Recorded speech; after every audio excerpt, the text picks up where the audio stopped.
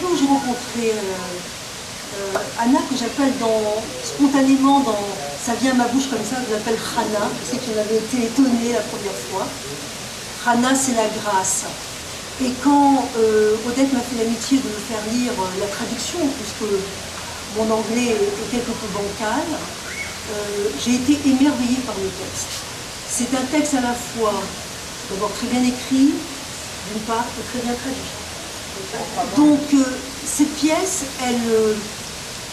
elle réunit à la fois de l'émotion, du rire, de la biographie, du rêve, de la fiction, et aussi des problématiques contemporaines, puisqu'il s'agit d'une fille qui accompagne sa mère vers la fin de sa vie. Je trouve que tout ça en une seule pièce, c'est un très beau cadeau. Et j'y vois, et peut-être juste encore dire cette chose-là, il est clair que je vois une filiation, moi qui suis humblement une spécialiste du théâtre juif, donc du théâtre yiddish.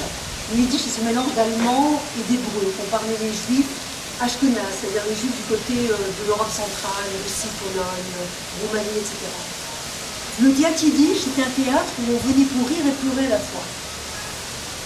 Et dans la pièce de Hana, d'Anna, il y a ces deux registres d'émotion. Tu sais que la thématique de cette pièce me touchait profondément. Moi-même, je suis issue d'une famille qui a connu l'Holocauste et j'ai été élevée par une famille avec les traces de la Shoah. Et donc j'étais profondément touchée par la thématique de la pièce, évidemment. Et aussi comment se vit, c'est une pièce sur les traces, la transmission. Et à la fois comment la souffrance peut être aussi transformée avec l'humour. Donc tous ces éléments-là sont très présents dans cette pièce et j'étais vraiment touchée au fond du cœur par cette écriture.